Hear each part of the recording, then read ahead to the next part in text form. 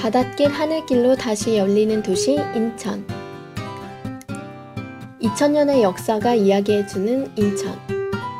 지금도 변화의 물결이 뻗어나가고 있다.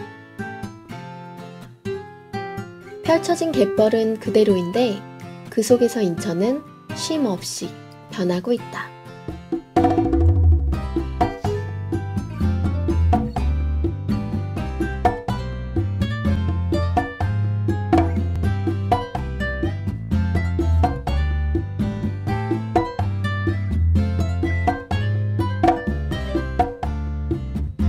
우리 땅 최초의 기억을 만나보자.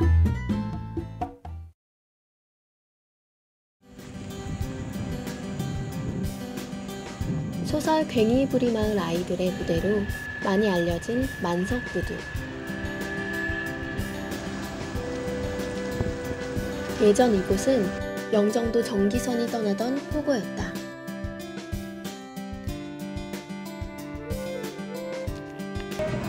지금은 볼 수 없는 추억 속의 풍경이지만 여전히 낭만을 즐기려는 관광객들이 오가고 있다. 소설 속 아이들이 뛰어놀던 동네는 재개발로 아파트 단지가 들어섰고 한잣집이 있던 자리엔 빌라들로 빼곡하다. 골목길을 따라가다 보면 비릿한 삶의 흔적이 보인다.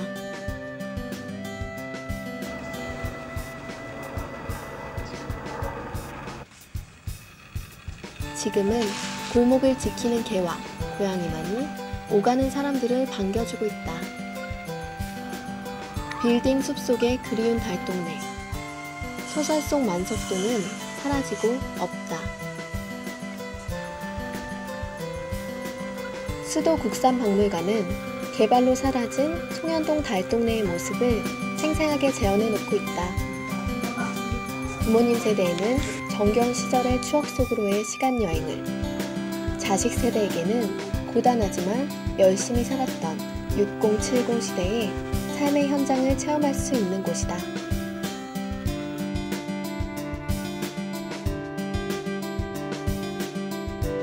이 땅에 달동네가 생겨난 것은 멀리 일제 강점기로 거슬러 올라간다.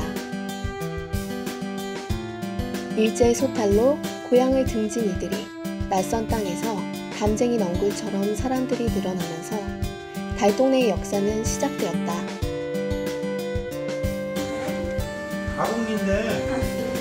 어린 딸과 함께 온 가족은 달동네 추억 속으로 시간 여행을 하고 있다. 예은이는 어린이집까지, 언니들은 학교가 진짜로 이뻐야지. 벗어도 돼요? 손 한번 펴. 타임머신 같은데요. 우리가 잊혀졌던 아버지 세대 시대를 돌아가서 보는 것 같아요. 너무 흥미롭습니다. 재밌고요. 그치 예은아?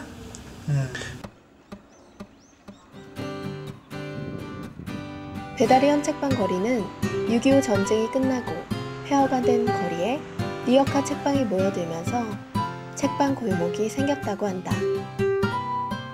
하지만 지금은 5-6곳만 남아 명맥을 유지하고 있는 역사와 추억의 거리다.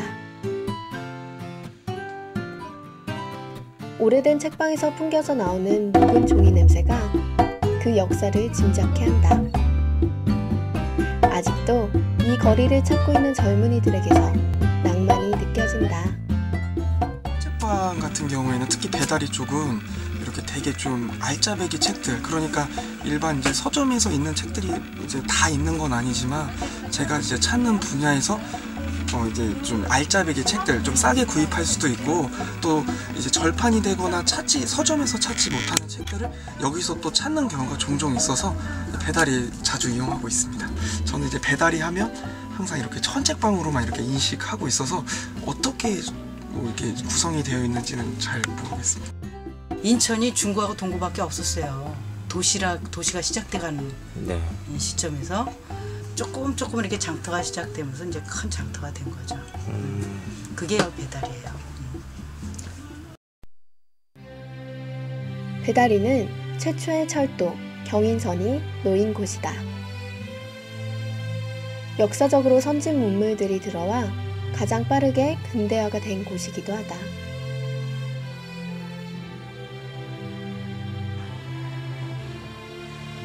(100년) 전 서울로 가는 우광로는 이제 바다 위를 자동차로 달려 송도에서 인천국제공항까지, 그리고 세계로 나가는 길로 연결된다.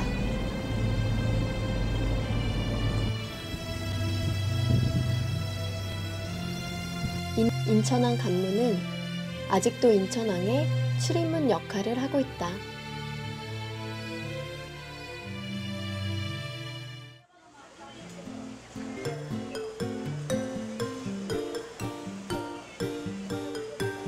(400여 종의 어종이 연근 해역에서 매일 공급되고 있는 인천종합어시장은 수도권 유일의 항구시장이자 국내 최고의 수산물 시장이다. 아직도 과거를 추억하며 싱싱한 수산물을 구하고자 하는 이들의 발걸음이 이어지고 있다.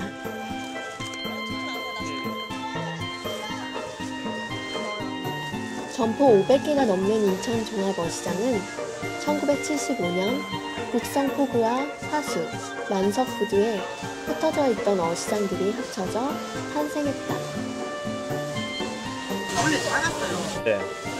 정말 포구였었는데 여기 이제 연안포구 이렇게 포구가 이렇게 커지면서 여기 이제 시장도 커지고 있고. 해발 108m 월미산은 50년이 넘도록 군사 통제구역으로 있다가 2001년에 개방됐다. 산에 오르면 인천 앞바다는 물론 인천을 한눈에 들여다볼 수 있는 곳이다.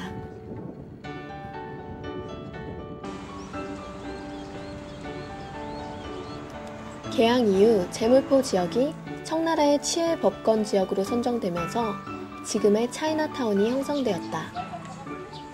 한국 속의 작은 중국, 차이나타운은 120년 넘는 역사 동안 화교 고유의 문화와 풍습을 간직하고 있는 곳으로 붉은색으로 치장된 골목골목을 들어설 때마다 중국을 여행하는 듯한 기분이다. 짜장면의 역사와 함께하는 짜장면 박물관. 인천 드림을 찾아 건너온 중국인들이 간단하게 비벼먹은 국수가 바로 오늘날 짜장면의 시초가 됐다고 한다.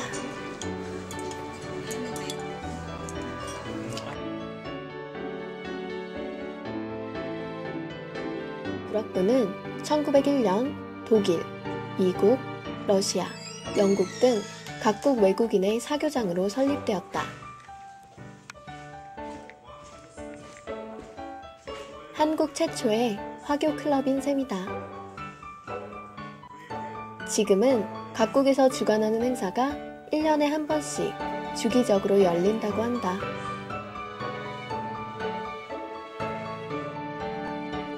지금의 근대 건축 전시관에는 우리나라 최초라고 기록될 만한 근대식 건물들이 전시되어 있다. 126년 세월의 흔적이 쌓인 대한개항기 건축 역사와의 만남.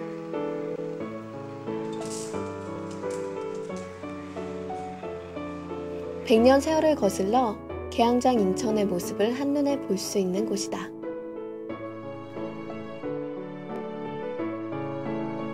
최초의 세관 업무를 봤던 인천해관, 한국 최초의 예배당, 우리나라에서 최초로 커피를 맛볼 수 있었던 인천 대불호텔이 있다. 우리나라의 서구식 금융업이 시작되면서 생긴 게 인천의 일본은행 거리이다. 일본 제1은행 1인천 지점은 르네상스식 건물로 100년 세월을 고스란히 간직하고 있다.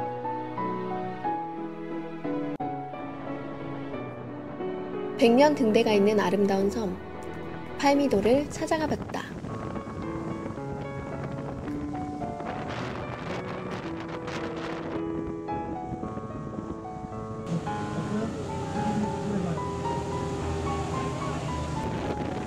(100년) 넘게 베일에 가려져 있던 섬 팔미도는 2009년 개방됐다. 팔미도는 남북으로 연결된 두 섬이 8 팔자 모양을 닮았다고 해서 붙여진 이름이다.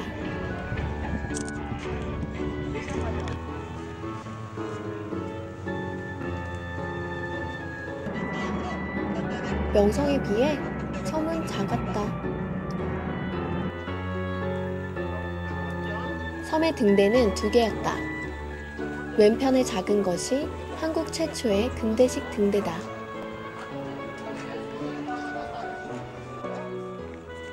인천이 개항되고 선박들 출입이 많아지자 1903년 등대에 불이 켜졌다. 최초로 등대가 들어선 곳이고요. 총 1903년도 6월 1일 날 우리나라 최초로 불빛을 밝힌 등대이기도 합니다. 이 팔매도 등대는 아픈 역사랑 좋은 역사가 있고요. 아픈 역사는 일본이 한국을 식민지하기 위해서 짓기 시작한 게 아픈 역사고요.